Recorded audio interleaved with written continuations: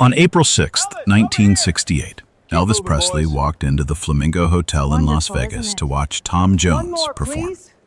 Colonel Parker had told him not to go. He didn't want Elvis seen at a rival's show, didn't want the press saying the king of rock and roll needed to study someone else. Elvis ignored him.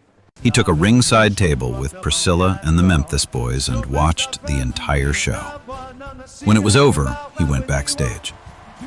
What he said to Tom Jones in that dressing room, Tom Jones has repeated in every major interview he has ever given. He said, "You lit a fire in me tonight. I'm going to tell that old man I need to get back on the road." The next morning, he called Colonel Parker and made the demand that set the comeback special in motion. This is not a story about a concert. It is a story about one performer watching another and understanding for the first time in years that what he had been missing was still there, still possible, still his. And it is a story about the friendship that made that moment possible. The friendship between Elvis Presley and Tom Jones began 3 years before that night in Las Vegas on a studio lot in Hollywood, when Elvis stepped out of a helicopter and did something Tom Jones had not expected.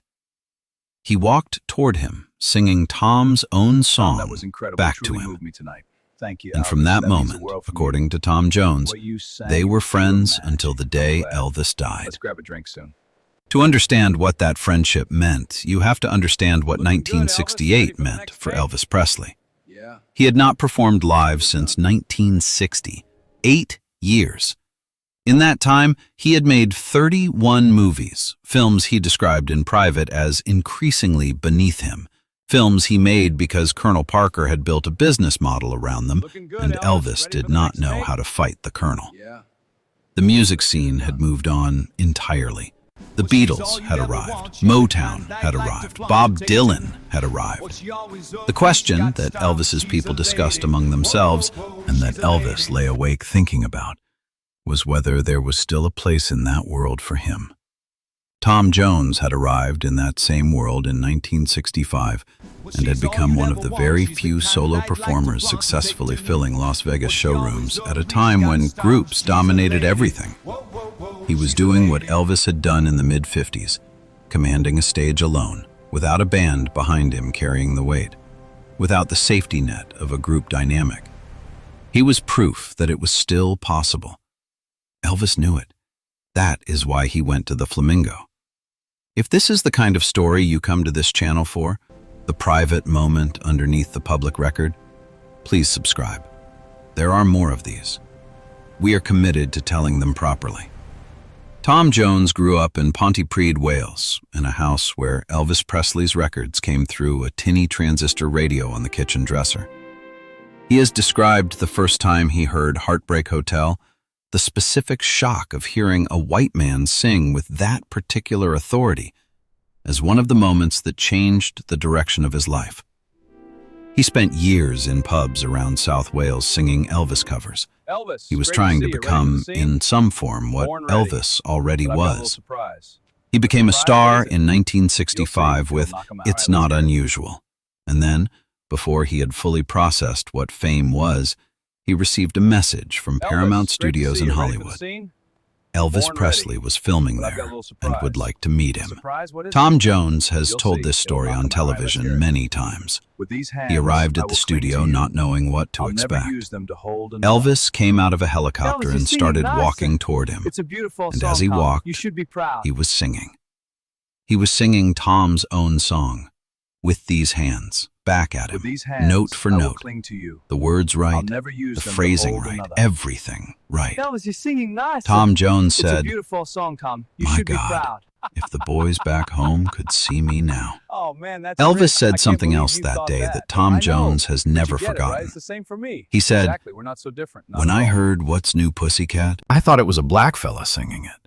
Which was a strange thing for him to say, Tom noted, because they had thought the same thing about Oh, man, Elvis that's when rich. he I started. can't believe you thought And that. they both I know, laughed. but you get And it, from right? that It's the same moment, for me. were Exactly, we're not so friends. different. Not at all. The friendship You know, that I gotta say, developed your between sound is something else. 1965 and Coming from you, Mitch, high 1968 was praise. the specific kind that Truth happens is, I thought between you were a two black fella at performers first. who I get understand that a lot. something about Guess we each both other break that the most mold. people around them cannot fully see. Tom Jones has said, You know, "I gotta think say, he your was the sound only is something person else. I had ever Coming spoken from you, to Mitch, who high felt the same praise. way about music as I Truth did." is, I thought you were a Because black he fella at loved first. ballads as I well get as that a rock and lot. roll. Guess we both He break loved the mold. gospel. He loved Nothing pop. beats this, We brother. would sit in the You suite said and it, talk Elvis in about music. Paradise. This He was next the one's just for only you. other person All right, who let's hear understood it. the full range of what music could be and who had tried to live inside all of it. Jerry Schilling, who was one of Elvis's closest Nothing friends beats from the this, Memphis brother. Mafia, You said it, said Elvis this in about Tom Paradise. Jones This in a next one's BBC for you. interview in All right, let's hear it. 2019. Elvis didn't really hang out with other entertainers that much. But if there was one artist that Elvis truly called a friend and hung out with the most, it was Tom Jones. They went on vacation together to Hawaii. They sat side by side playing guitar and singing with nobody else around. Tom Jones described those sessions as two kids doing what they do best. They held marathon gospel jam sessions in Las Vegas hotel suites that ran through the night. Elvis would ask Tom when he was finally going to record a gospel album, a question that stayed with Tom for years. Priscilla Presley, who watched all of this from close range, said, "When Elvis and Tom were together, he seemed a different person, much happier in himself." It's a rare thing. April 6th, 1968, the Flamingo Hotel, Las Vegas. Colonel Parker had told Joe Esposito not to make the call. He did not want Elvis attending a Tom Jones show, did not want any implication that the king of rock and roll was going to a rival's performance for instruction or inspiration. But Elvis had overruled him. Joe Esposito called the Flamingo and arranged a ringside table for Elvis and his group. Tom Jones did not know which show Elvis would attend. He said later that this was fortunate, that if he had known in advance, he would have been terrified. He performed without knowing that the front row contained Elvis Presley, Priscilla Presley, and the Memphis Mafia. He gave the show everything he had. Tom Jones always gave every show everything he had. Bill Parkinson, Tom's guitarist that night, described what he saw from the stage. Elvis was on the edge of his seat throughout. When the climax came, a version of Land of a Thousand Dances, Elvis was out of his seat entirely. He led the standing ovation himself. The king of rock and roll, standing in the Flamingo showroom, applauding Tom Jones. After the show, Elvis went backstage. He found Tom and pulled him into a hug. Priscilla and Tom's wife sat in the corner, showing each other photographs of their respective new daughters, Joanne and Lisa Marie. And Elvis said the words that Tom Jones has carried with him ever since. "You lit a fire in me tonight. I'm going to tell that old man I need to get back on the road." Tom Jones wrote about what Elvis told him that night in more detail. Elvis said, "Everything has changed so much. Groups are big now, with the Beatles being so successful, and I was afraid that the day of the solo performer was over. But watching you tonight, I could see it is not over. You showed me it is still possible." Perfect, we're on schedule. The next morning, Elvis called Colonel Parker. The conversation that followed was the beginning of what would become the 1968 NBC comeback special. The television broadcast filmed in June of that year that is now considered one of the greatest moments in the history of popular music. The black leather suit, the small stage, the voice that had spent 8 years in Hollywood movie soundtracks suddenly released into the open air and reminded everyone, including Elvis himself, that it had never gone anywhere. Tom Jones said, "He came to see me because he wanted to make a comeback. He felt I was the closest thing to him in stage presence. My approach was similar to his.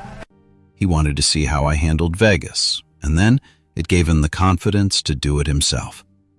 The solo performer was not over.